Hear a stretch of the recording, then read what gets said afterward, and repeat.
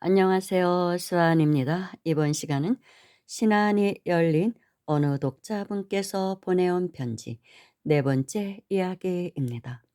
20살 이후부터는 조용히 앉아 있으면 시공간을 여행하는 것이 가능해졌습니다. 이번 시간은 전생 이야기는 아니고 에필로그입니다.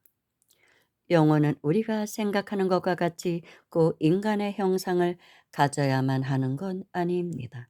우리가 그렇게 생각하면 그대로 시각화해서 보이는 것일 뿐 의미를 꼭 부여할 필요는 없습니다. 영혼은 구체 형태일 수도 있고 다른 모습일 수도 있습니다. 시공간을 초월하는 것은 물론 원하는 형태로도 시각화할 수도 있습니다.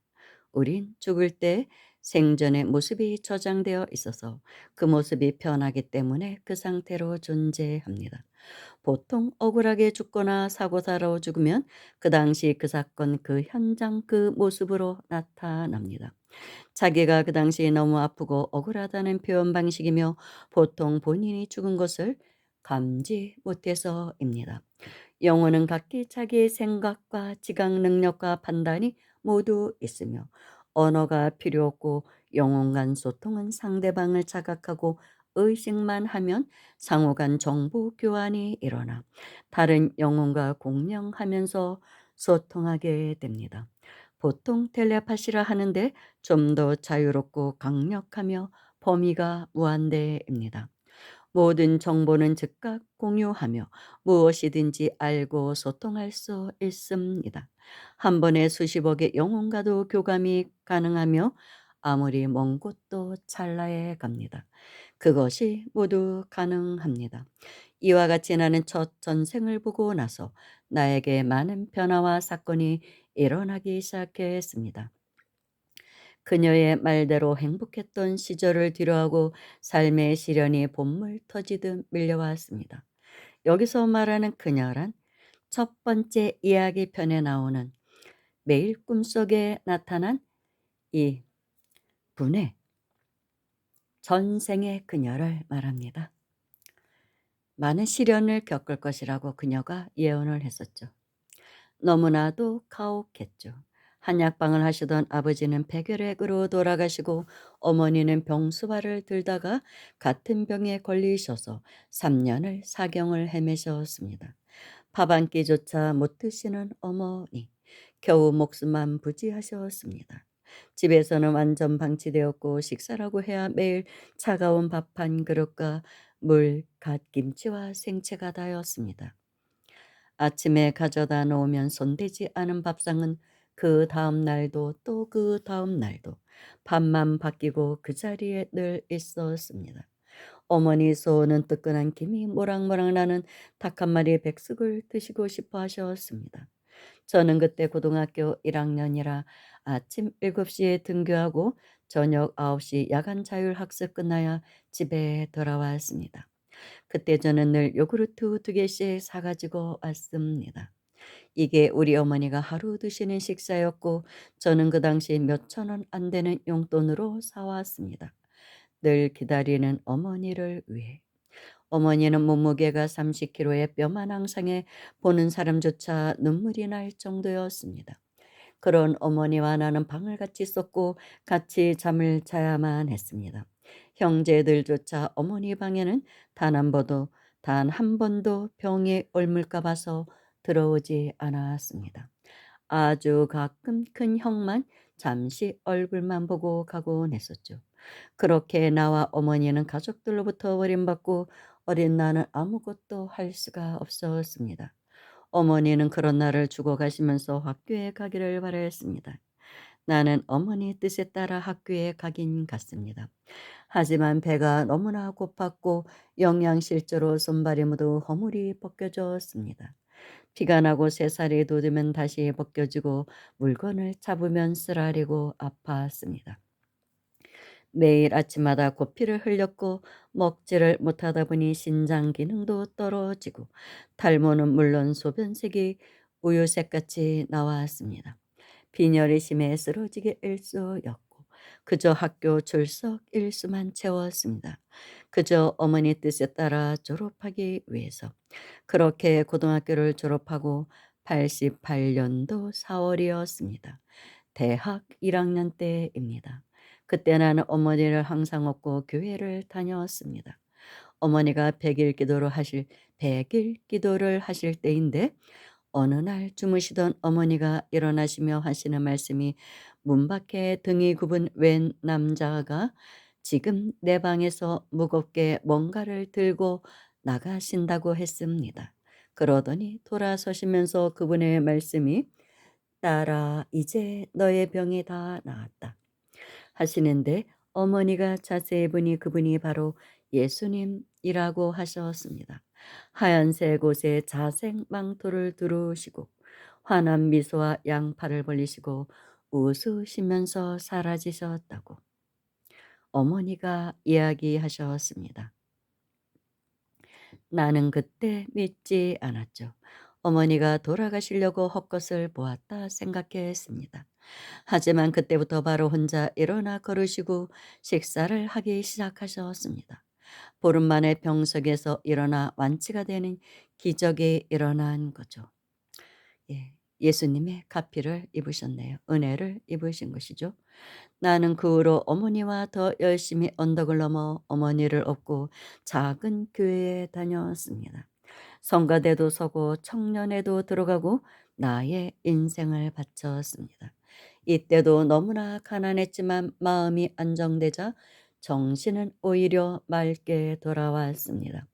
20살 때부터 그 무렵에는 모든 사람들을 이름만 들어도 그 사람을 얼굴과 생김새를 알 수가 있었고 지적 수준과 학력 수준, 성격 등 모든 것을 알 수가 있었습니다. 그 사람의 모든 정보를 읽을 수가 있었습니다.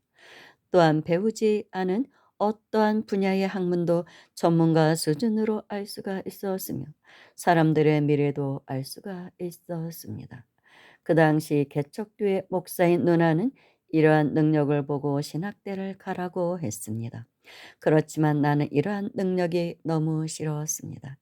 눈을 감고 있으면 다른 세계를 가보기도 하고 과거를 거슬러 로마 시대나 아틀란티스, 뮤대륙 시대를 가보기도 했습니다. 내가 본 과거의 도시 중 가장 아름다웠던 도시는 로마였습니다. 마차 경기도 보고 검투사의 실전 경기도 보았으며 로마 시대 뒷골목 구석구석을 가보기도 했습니다. 4D 영상 홀로그램보다 더 세세하게 현실적으로 볼 수가 있었고 냄새와 향기도 맡을 수가 있었죠. 터치하면 그 물건의 질감도 느낄 수 있었습니다. 마차가 달릴 때 흙먼지가 날리는 것도 너무 생생했습니다. 성벽도 만져보고 마차에 올라타 보기도 했으며 많은 사람 사이를 걷기도 했답니다. 다만 그들은 나를 보지 못했습니다. 영화 관람자처럼 나 혼자 이곳저곳 유유히 다닐 수 있어서 좋았습니다. 아틀란티스 시대도 가보았는데 내가 방문 당시 기온은 우리나라 초가을 날씨였습니다. 현재 올림픽 같은 경기장이었는데 하늘에서 내려다 보았습니다. 거기에도 오륜기가 있었는데 지금의 형태와 매우 유사하나 틀린 점은 오륜기 하나의 원마다 금색의 종이 달려 있다는 것과 또한 5개의 원은 대륙을 상징하는 것이 아니라 오색 인종을 상징하는 것이 들렸습니다. 나는 수행이나 참선은 하지 않았습니다. 하지만 이러한 전생의 연에 의해서 특이한 능력이 깨어났죠. 어느 때는 미국 라스베가스나 뉴욕 맨하탄의 클럽이나 다운타운을 가보기도 했습니다. 물론 잠을 자는 상태가 아니라 눈을 감고 앉아 있으면 눈앞에 빗줄기를 따라가는 것입니다. 그러다 보면 동굴 밖으로 나오는 것처럼 다른 공간, 도시, 거리, 사람 등을 보게 되는데 보려고 해서 보는 것이 아니라 아무데나 무작위로 가서 체험을 하게 된다는 사실입니다. 물론 내가 원해서 보는 것도 있지만 대부분이 배가 닿는 대로 가듯 조용히 앉아 있으면 시공간을 여행하는 것이 가능해졌습니다. 또한 눈을 감고 있으면 눈앞이 서치라이트 불처럼 굉장히 밝아지며 섬광이 보였고, 만다라 형태의 기하학적인 문양의 꽃처럼 아름답게 몸 주변에 수도 없이 내렸습니다. 어느 때는 향기가 나고 어느 때는 따뜻한 기운이 들었습니다. 녹색불이 보일 때도 있고 많은 다양한 형태의 인간들도 보았습니다. 그러다 27살이 되는 해 약혼을 했던 여자가 바람이 나서 내 곁을 떠나게 되었고, 나는 그 고통에서 벗어날 수가 없었습니다. 너무나 슬펐고 그 고통은 상상 이상이었죠. 3개월 내내 잠을 못 자고 원형 탈모가 진행되어 머리가 다 빠져버렸습니다. 그 후 난 매일 술로 살았습니다. 속세의 전형적인 속물이 되어가고 있었던 것입니다. 매일 술을 먹자 이러한 나의 능력들은 모두 사라지기 시작했습니다. 그렇게 되자 나는 인터넷이 끊어진 쓸모없는 컴퓨터처럼 되어버렸습니다. 그렇게 나는 영계와의 소통이 단절되었습니다. 20여 년 동안 나는 암흑 속에 살았고 모든 능력은 사라졌습니다. 나는 그렇게 그때부터 작년까지 매일 술을 마셨습니다.